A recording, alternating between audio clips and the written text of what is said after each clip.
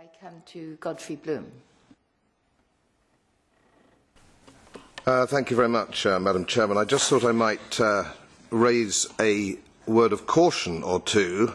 I know you mean well, but after 35 years in the City of London, I know how often the market beats the regulator, because the regulator suffers sadly from what Hayek would have called fatal conceit, that they think that they actually understand what they are doing.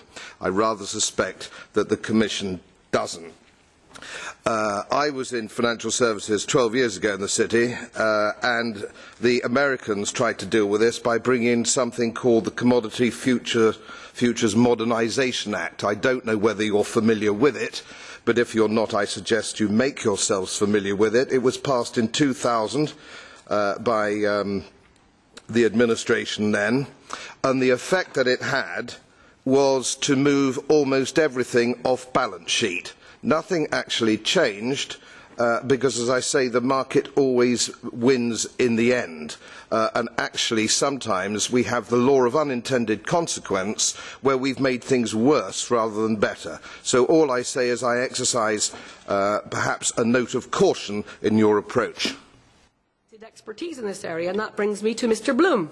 I'm very used to being patronised by Mr. Bloom when he intervenes when I make comments. 35 years in the City of London, of course it's not an impartial view on regulation, because you will have a very partial view of what needs to be done. 12 years is a long time to be out of markets, Mr. Bloom, because as you know, technological advances are fast, so things do change, and I prefer to take my cue actually from what regulators are doing, working on a day-to-day basis, who are the investigators on these issues.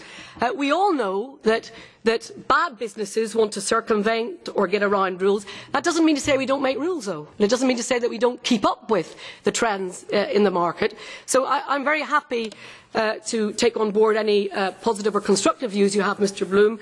But I think that your vision is often clouded by the fact that you don't like Europe doing anything, despite the fact that we now know that when you have a European market in financial services, that cross-border activity happens. So you have to have cross-border enforcement and cross-border rules.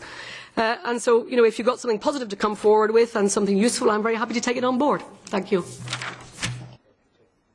Thank you very much indeed.